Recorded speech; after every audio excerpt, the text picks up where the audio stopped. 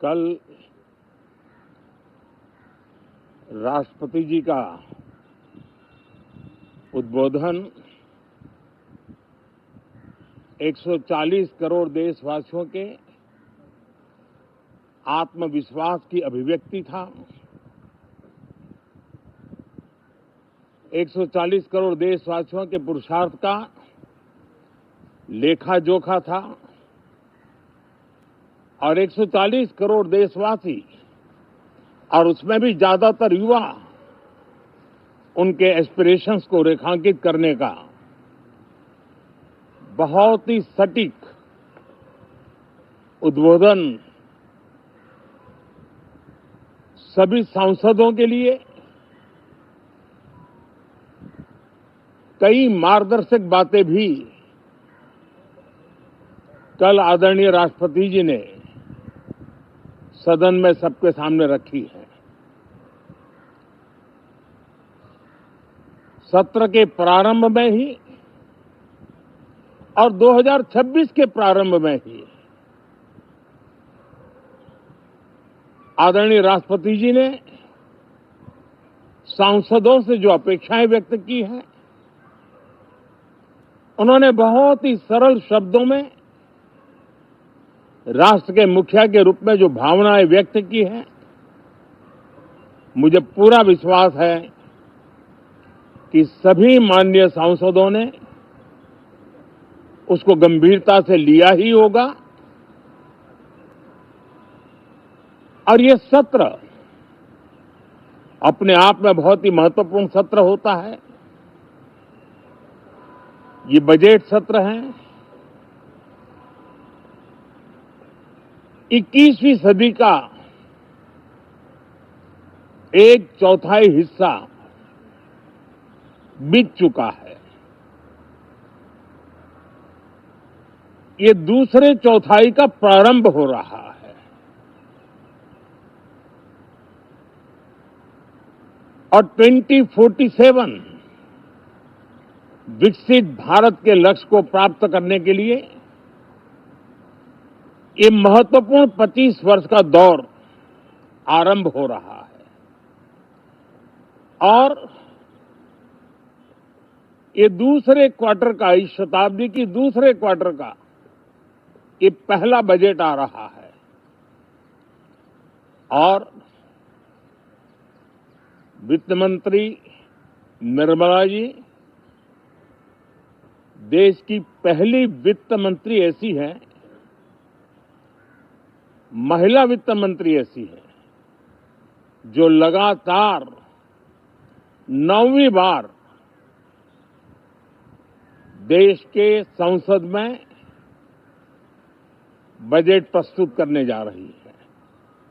ये अपने आप में एक गौरव पल के रूप में भारत के संसदीय इतिहास में रजिस्टर हो रहा है। साथियों, ये विश्व वर्ष का प्रारंभ बहुत ही पॉजिटिव नोट के साथ शुरू हुआ है।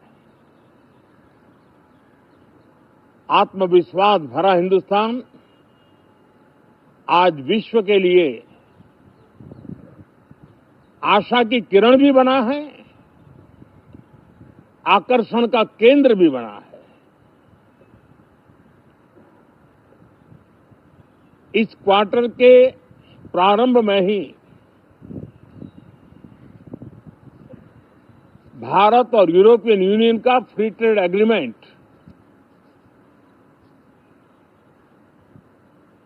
आने वाली दिशाएं कितनी उज्जवल है, भारत के युवाओं का भविष्य कितना उज्जवल है, उसकी एक झलक है। ये free trade for ambitious Bharat है। ये free trade for aspirational youth है। ये फ्री ट्रेड फॉर आत्मनिर्भर भारत है। और मुझे पक्का विश्वास है, खास करके जो भारत के मैन्युफैक्चरर्स हैं, वे इस अवसर को अपनी क्षमताएं बढ़ाने के लिए करेंगे। और मैं सभी प्रकार के उत्पादकों से यही कहूंगा कि जब भारत यूरोपियन यूनियन के बीच मदर ऑफ ऑल डील्स जिसको कहते हैं वैसा समझौता हुआ है, तब मेरे देश के उद्योगकार, मेरे देश के मैन्युफैक्चरर्स अब तो बहुत बड़ा बाजार खुल गया। अब बहुत सस्ते में हमारा माल पहुंच जाएगा। इतने भाव से वो बैठे न रहे। ये एक अवसर है और इस अवसर का सबसे पहला मंत्र ये होता है कि हम क्वालिटी पर बल दें। हम अब जब बाजार खुल गया है तो उत्तम से उत्तम क्वालिटी लेकर के बाजार में जाएं। और अगर उत्तम से उत्तम क्वालिटी लेकर के जाते हैं तो हम यूरोपियन यूनियन के 27 देशों के खरीदारों के पैसे ही कमाते इतना नहीं, क्वालिटी के कारण से हम उनका दिल जीत लेते हैं और वो लंबे अरसे तक प्रभाव रहता है उसका, दशकों तक उसका प्रभाव रहता है। कंपनियों का ब्रांड देश के ब्रांड के साथ नए गौरव को प्रस्थापित कर देता है। और इसलिए 27 देशों के साथ हुआ ये समझौता हमारे देश के मछुआरे, हमारे देश के किसान, हमारे देश के युवान, सर्विस सेक्टर में जो लोग विश्व में अलग अलग जगह पे जाने के उत्सुक हैं, उनके लिए बहुत बड़े अवसर लेकर के आ रहा है। और मुझे पक्का विश्वास है एक प्रकार से कॉन्फिडेंट, कॉम्पिटिटिव और प्रोडक्टिव भारत की दिशा में ये बहुत बड़ा कदम है। साथियों, देश का ध्यान बजट की तरफ होना बहुत स्वाभाविक है, लेकिन इस सरकार की ये पहचान रही है रिफॉर्म, परफॉर्म एंड ट्रांसफॉर्म। और अब तो हम रिफॉर्म एक्सप्रेस पर चल पड़े हैं, बहुत तेजी से चल पड़े हैं।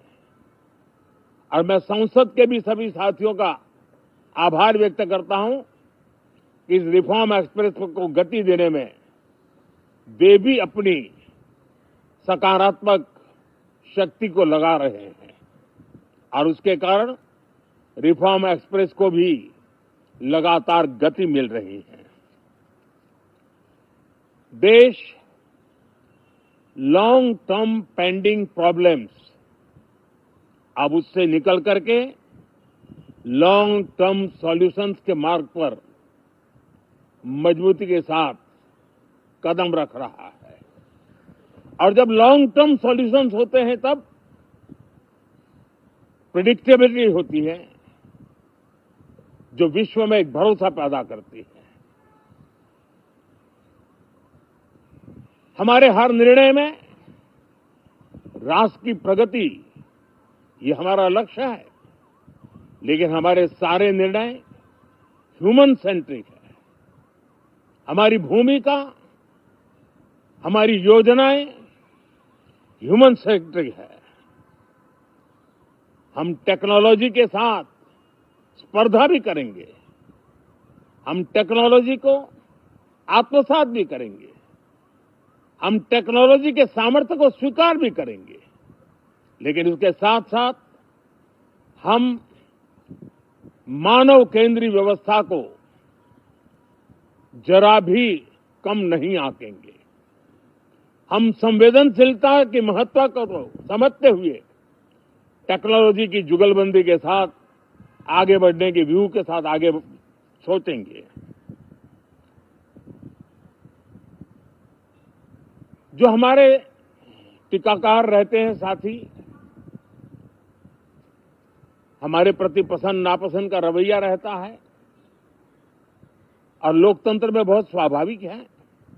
लेकिन एक बात हर कोई कहता है कि सरकार ने लास्ट माइल डिलीवरी पर बल दिया है। योजना फाइलों तक नहीं, लाइव तक पहुंचाने का प्रयास रहता है और यही हमारी जो परंपरा है उसको हम आने वाले दिनों में रिफॉर्म एक्सप्रेस में नेक्स्ट जनरेशन रिफॉर्म के साथ आगे बढ़ाने हैं। भारत की डेमोक्रेसी और भारत की डेमोग्राफी आज दुनिया के लिए एक बहुत बड़ी उम्मीद है। तब इस लोकतंत्र के मंदिर में हम विश्व समुदाय को भी कोई संदेश दें, हमारे सामर्थ्य का, हमारे लोकतंत्र के प्रति समर्पण का, लोकतंत्र की प्रक्रिया के द्वारा हुए निर्णयों का सम्मान करने का ये अवसर है और विश्व इसको जरूर स्वागत भी करता है, स्वीकार भी करता है। आज जिस प्रकार से देश आगे बढ़ रहा है, आज समय व्यवधान का नहीं है, आज समय समाधान का है। आज प्राथमिकता व्यवधान नहीं है, आज प्राथमिकता समाधान है। आज भूमिका व्यवधान के माध्यम से रोते बैठने की नहीं है, आज हिम्मत के साथ समाधानकारी निर्णयों का कालखंड है। मैं सभी माननीय सांसदों से आग्रह करूंगा कि वे आएं, राष्ट्र के लिए आवश्यक समाधानों के दौर को हम गति दें, निर्णयों को हम शक्ति दें और लास्ट माइल डिलीवरी में हम सफलतापूर्वक आगे बढ़ें। साथियों, आप सबका बहुत बहुत धन्यवाद, बहुत बहुत शुभकामनाएं।